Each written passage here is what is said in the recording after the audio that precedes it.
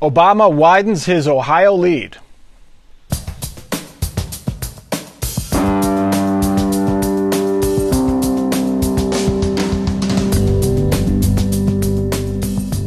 From the Battelle studio at WOSU at COSI, this is Columbus on the Record. Joining Mike Thompson this week, Karen Kasler, State House Bureau Chief for Ohio Public Radio and TV. Jim Siegel, State House reporter for the Columbus Dispatch. Kurt Steiner, Republican strategist. And Sam Gresham of Common Cause Ohio. Both Mitt Romney and President Obama were in Ohio this week. Romney on his bus tour, the president rallying supporters in northern Ohio.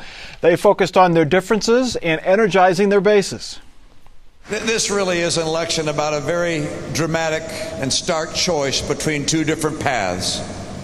I think the president loves America. I love America. I think the president cares about the people of America. I care about all the people in America. But I know how to help the people of America and make sure our future is bright and prosperous for our kids and protect liberty. And he does not. I know what it takes. On October 2nd, which is just 6 days from now, you get to start voting. You get to have your say. You can register to vote all the way up until October 9th, but if you're already registered, you can start voting in 6 days. With voting ready to begin, President Obama seems to be widening his lead. This Quinnipiac University poll shows the president with a 10-point lead, well over the 50% mark. It's an extraordinary number based on the answer to this question. Are you satisfied with the Obama presidency? Those same folks, more than half of them say they are disappointed with the Obama presidency right now. Karen Kasler, why has the president been able to lengthen his lead, do you think? Oh, and you've got this poll that says the economy is the most important issue to 49% of Ohio voters, and that's the largest percentage that said there was one issue that was important to them. You have Obama leading Romney 51% to 45%. And you also have Obama having a big lead with women, 60% to 35%. Romney has only an 8-point lead with men. So these two things added up, plus a 7% sector there that says they're undecided. Most people who say they're decided are not going to change their minds. I think that all adds up to right now a pretty substantial lead, but I have to tell you there are a lot of Republicans who feel that this poll is not accurate. Does that kill the myth that it's about the economy? I've been saying for months it's not about the economy. It's never been about the economy.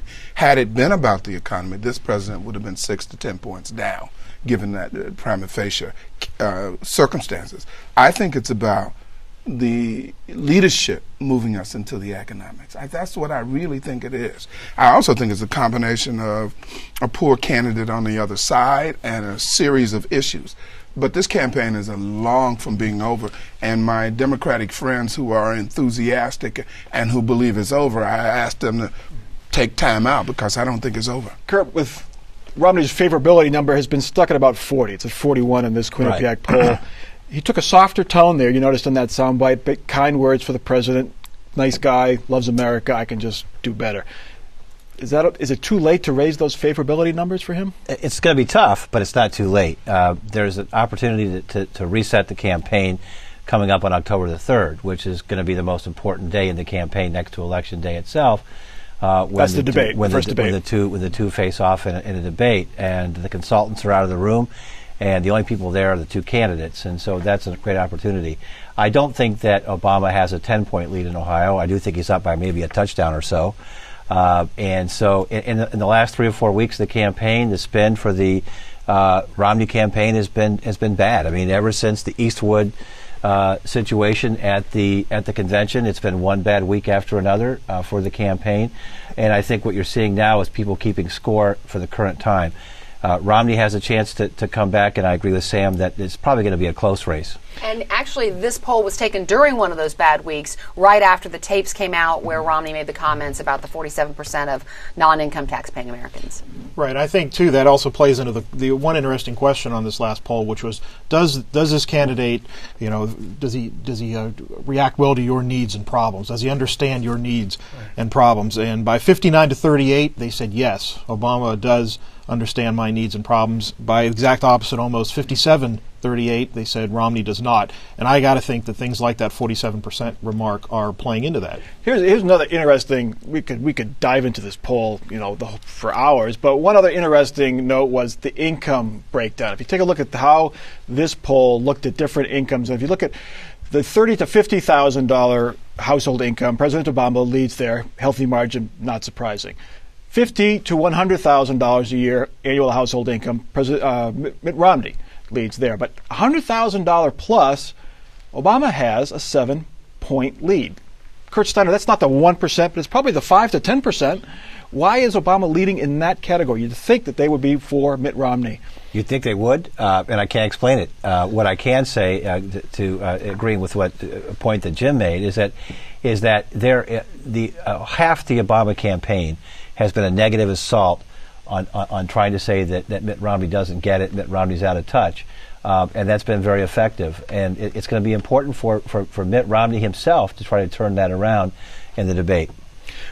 There are two things that strike me, Kurt. I agree with you to this position. I don't know if he can turn that around. The 47% is almost etched in concrete. But there are a couple of things that I call a dog whispers that people are not really talking about. Uh-huh. This is the first time a Protestant doesn't lead the Republican ticket. You have a Mormon and you have a Catholic. Now, people out there, that's registering with them. The second thing is the strategy that requires them to get 63% the white vote in order to win this election. And regardless of what happens in this campaign, I think the Republican Party is going to have to reformulate itself because the demographics are against it. I hope we have your help doing that. That's a move. Good move. Now, we've been saying all along since last November that Ohio is going to be the crucial state, but if President Obama maintains this lead, 7 to 10 points. Kurt, at this point, does the Romney campaign and the outside money say we're going to put our money in Florida instead, or we're going to put it in Virginia instead? Now, Al Gore did that, and it cost him in 2000. Mm-hmm. I think it's hypothetical. I think more likely what if this were to continue, if it's true, and B, if it continues, is that there'll be a lot of concern about making sure that U.S. House races are paid attention to, and U.S. Senate seats are paid attention to. Okay. We'll watch the debates. That's next week's show anyway. That same poll showed, as Karen mentioned, only 3% of Ohioans are undecided. That means the task turns toward getting out the vote. With early voting beginning this coming week, Democrats and Republicans are ramping up their organization efforts. Many of the volunteers are young, many of them college students. They're trying to get their peers to the poll. They are going door to door, combing voter rolls to see how they can get every last one of their supporters to the polls. Sam Gresham, ground game, how important is it in this election, do you think? I think it's going to be extremely important in a close election, and this is going to be a close election. I think one of the things that happened, the voter suppression has created a backlash, and it's easier for organizations like mine to get people out. They are angry. They're angry because of the times being changed, the methods being changed, the difficulty. I mean, in Akron, where they're going to have a poll where there are 5,000 people have to be served by the poll, and Summit County, they've reduced the polls. It's easier this year to get people's attention. Easier than 2008. Now, the Republican enthusiasm is higher than the Democrats' enthusiasm right now. But let me just finish that. I think there is a great deal in certain communities. There's a great deal of enthusiasm in the Republican community. And if you're out in the field, you can see that too. You can see activities at grocery stores. You can see activities at church. And friends that I have that are in churches who are white and African American bring me the information, particularly around the redistricting stuff. So I think there's a great deal of activity on both sides in Ohio. Republicans and Democrats. There's going to be an unprecedented amount of information provided to people about how and when they can vote. I saw a big sign on the way over to the studio today about going up to Morse Road to vote on October the 2nd. For just a good example. Mm-hmm. And I think that everybody is going to have a great notification and a great opportunity. Next week, it's predicted that 1 million ballots will be sent out from boards of elections to households who have requested the absentee ballot in response to the free mailing that people, not just the free mailing, but in part, I'm sure, because of the free mailing every voter in Ohio received. So as a result, everybody's going to have a good opportunity to vote. It's going to be uniform across the state. There'll be a lot of information provided, advertising in some cases, and I'm sure everybody's going to vote that has a chance, and there's a lot of interest in this election. Morse Road is the early voting location for Franklin County this election cycle. But there's still a court case hanging out there that we haven't resolved yet. So About the last weekend? That's the Yes. one Okay. that the court overruled Secretary of State Husted, saying that they should be voting on the very last weekend. That's subject to appeal, and it's before the appeals court right now. And that's the one that the Obama administration had gotten involved in. Right. According to our numbers, the Obama campaign, the Democrats have 100 field offices in Ohio, Mitt Romney 35. Now, they might be more organized, those 35. A field office could be somebody's condo. We don't know. But, Jim, who do you think has got the better organization at this point? Well, in quantity, sure, Obama definitely does, and I think probably in quality too. The Obama, if you strictly go by the way they did it in 2008, they were, it was almost an unprecedented type of ground game that they put forth, which is why they're fighting so hard right now to get those extra weekend voting days reinstated here in Ohio. But at the same time, though, Democrats generally need a better ground game. They need more help getting their supporters out to vote. I mean, in typical elections, there are more Democrats than Republicans that are registered, but obviously Democrats don't win, the majority of elections in Ohio. So historically they've said, if we can get our guys to turn out, then we'll win. But the key is getting them to show up. In 2004, Karl Rove got the Republican vote out. He really was organized in the rural areas, southwest Ohio. Do you see that happening again? Based on what I've heard, I think so. I mean, because there were all kinds of records reported about the number of doors that were hit by Romney people over the summertime when people had that kind of time to go out and do that kind of activity. So I expect to see a massive turnout in those counties that you're referring to. I think that's why it's important that everybody gets their people out. For those people who have beer gargle glasses on from the Democratic side, wake up, because it's not over. If you remember correctly, Obama did not win on Election Day in 2008 in Ohio. He won when the absentee ballots were counted. So it's important that everybody gets out, and people need to know that. I'll support Kurt on this. There is more activity, and I've been in this community 40 years. There is more activity this year. Not only do you have Obama, you have Sherrod Brown that has his own separate ground organization. You have all the unions. You have some church groups. So he's right. Kurt is right. There will be more information this year. And the president is pretty sharp when it comes to campaigns, and he thinks he's ahead right now, so he made sure he told everybody to start voting on October the 2nd. Yeah. Can't change it after you've done it. That's right. All right. Josh Mandel celebrated a birthday this week, so he'll have to update the graphics on his ads. He is now 35 years old. He was not celebrating, however, about the Quinnipiac University poll, which shows Sherrod Brown with a 10-point lead, very similar to the president's margin over Mitt Romney. Mandel this week said Congress should not get paid if it cannot approve a budget, something the current Congress has been unable to do. And Mandel vowed to serve only 2 terms if elected. Jim Siegel, why hasn't Josh Mandel been able to move off that 40% mark? I think it's just been he's had a struggling campaign. I mean, he's a number of times he's been called out by various media organizations for things that he said that haven't been completely true. And frankly, Sherrod Brown's a good campaigner and a good politician. There's a reason he's been in office as long as he has in various seats and positions. He's very good at what he does. He generally gets the support he needs financially, and Mandel's just struggled to catch up. And he started. It looked like he started to catch up for a while, but then now it looks like he's fading back again. And I'm not sure how you turn the tide at this point. I think it's probably going to take something maybe a little bigger than anything that he or Sherrod Brown says at this point. But we'll see. They have debates coming up as well. Yes. A lot of outside money came into this race. Does this defeat that theory that you can buy an election with ad money alone? You know something? I'm beginning to believe that. I'm beginning to believe that more. Carpet bombing, I think after a while, people turn it off. Mm-hmm. So I don't think having more money and a very poor candidate is ingredients for success. You need at least a decent candidate to make it work. I also think Mandel has some other problem.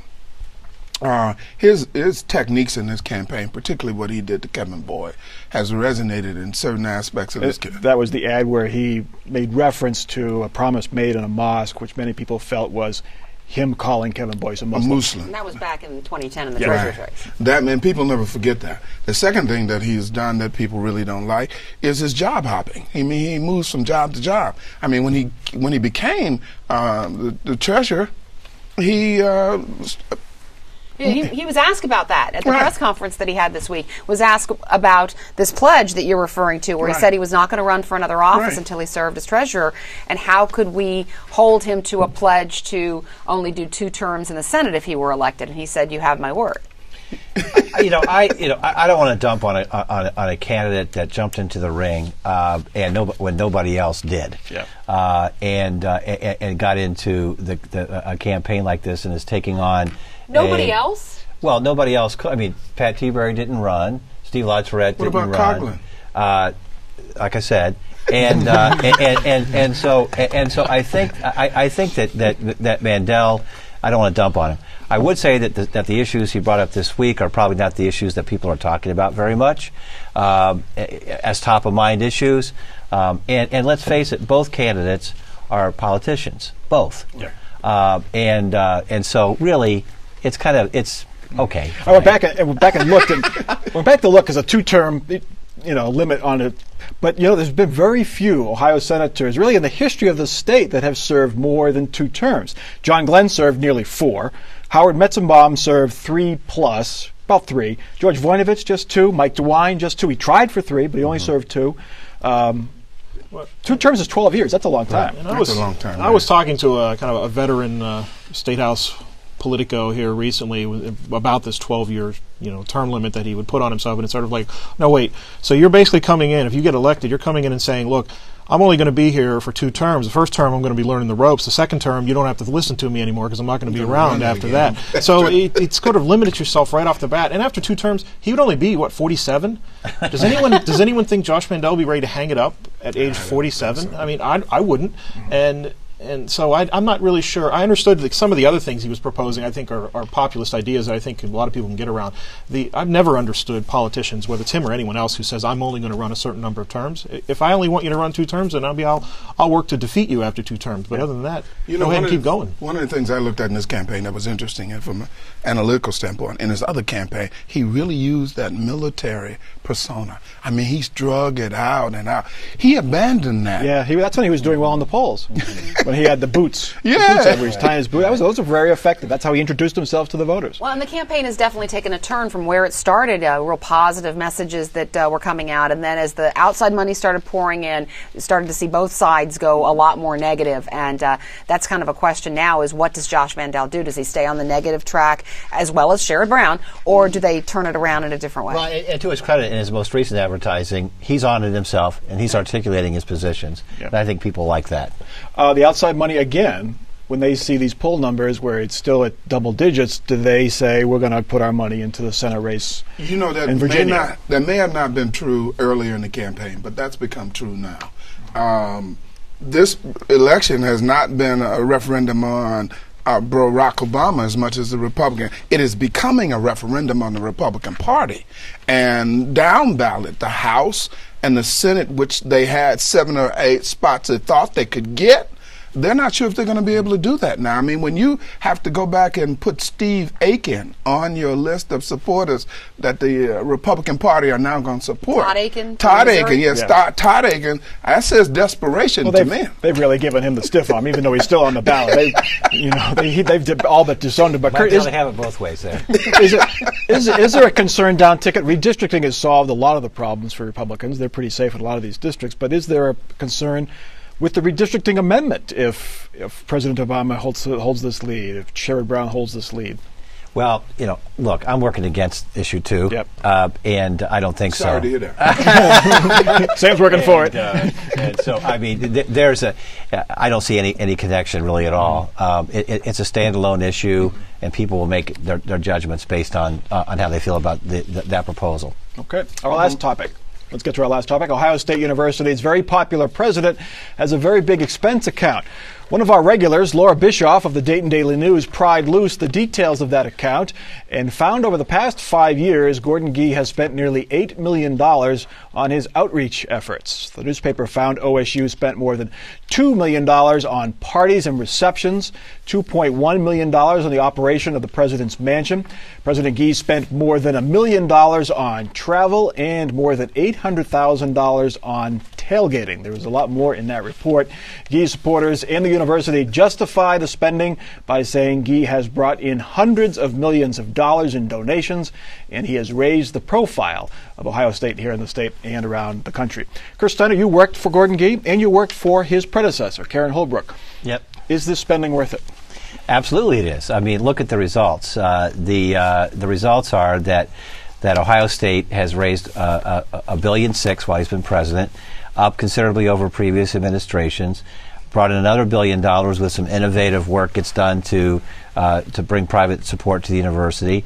And also at the state and federal level been very, very successful. $100 million for the medical center from the current administration and $50 million in savings thanks to a construction reform bill that's passed. I talked to a server today at a local restaurant where I had breakfast in the Grandview area. And I said, hey, have you heard anything about Gordon's expenses? And in this town, a lot of times people call him by his first name. And she said, oh, yeah. She said, look, here's the deal. If you want to trap some mice, you have to have some cheese. And the bottom line is that this president has been very successful at outreach. Look, you talk about his travel. He's the last guy I want to go on a trip with. Okay, this guy doesn't eat anything. When he has a drink, it's Diet Dr. Pepper or a glass of water. And I think so I think it's basically a guy that's working 20 hours a day, 7 days a week on behalf of the university, shaking a lot of hands. That sounds awful good. Now, I could almost understand the travel in a sense because he's fairly recognizable and like you said, he works a lot. But I think, Laura gave me a couple of these invoices here, copies of them, and, the $355 shower curtain and the $335 Panama hat mold. Do you think people look at this, especially people who are sending kids to college, and think that this is cool? I don't know about the mold. I did hear about the shower curtain, that it was for the disabled access bathroom. To his bathroom? The disabled access guest bathroom in the residence, and that those kind of curtains for that type of disabled access bathroom are expensive. I heard that. So I think you can picky anything to death. The fact is that he is a very active president. This is the president the trustees hired. He's always done this. Everybody knows he's always done this, Kurt, and he's doing what he does. Let's relax just a little bit. You're painting such a positive picture. Yeah. In regards to the other presidents in the Big Ten, he exceeded them in their expenditures. And also, he has a history of this. There was controversy at Brown. There was controversy at Vanderbilt for approximately the same types of things, where the people in the South didn't understand that, and the people in the East didn't quite understand that either. Now, when I look at it from my perspective, tuition is going up. African American enrollment in the university is down. Freshman class is less than 400 people. So I don't see the success. I know the $1.6 billion you talk about, but I don't see that success from my community, so I'm concerned. Jim, how do lawmakers view this? Well, Gordon Gee is very popular around the State House as well, and they're certainly it's going to raise some eyebrows, but at the same time, they're also going to stand back and say, wait, this isn't direct taxpayer money that's going to this, so maybe we don't have to pay quite as much attention to it, and I think the at least the way I would view it is look. Yes, Gordon Gee does great things for Ohio State, and I think I would agree with Kurt on a lot of the things he said in terms of the way he's raised the profile and all the money he's raised. But the question you got to ask yourself is, especially if you're taking out $15,000 a year in school loans, is to pay for rising tuition, is can we get that without spending $8 million? He himself supports scholarships with his own personal donations to scholarships. Look. The money that we're talking about here comes from private sources. It's not tuition dollars. It's not tax dollars. But the money could be used for education purposes had it not been used for this, though. It could be. Yeah. It's being used substantially for friend-raising and fundraising, and the money that comes back to the university as a result. That's what the money's for. Okay. We'll have to leave it there. Time now for our off-the-record final parting shots, and we'll start with Sam Gresham. For those who are working in opposition to the redistricting, we have an October surprise for you. Tell us what it is. It's a surprise. It's not October yet. It's still September. Even on Sunday, it's still the 30th. Kurt. The Reds are a team that's very good in all phases, and I think we'll make it to the World Series. Wow. Jim. Must be nice. The presidential debate, I think one of the most interesting debate questions will center around the health care issue and whether universal health care is a good thing or not. Here's kind of a wonky one here. The Ohio Supreme Court decided not to get involved in a state agency that was suing the director of another state agency. This is all about Jobs Ohio. The director of the Commerce Department, David Goodwin, had said he would not sign the deal that would fund Jobs Ohio. The Supreme Court said this was a transparent attempt to get the court to rule on constitutionality and whether Jobs Ohio is constitutional. They said they weren't going to do it. So now we have to wait for another case to possibly go through. We wouldn't want the Supreme Court to rule on anything, whether it's constitutional or not.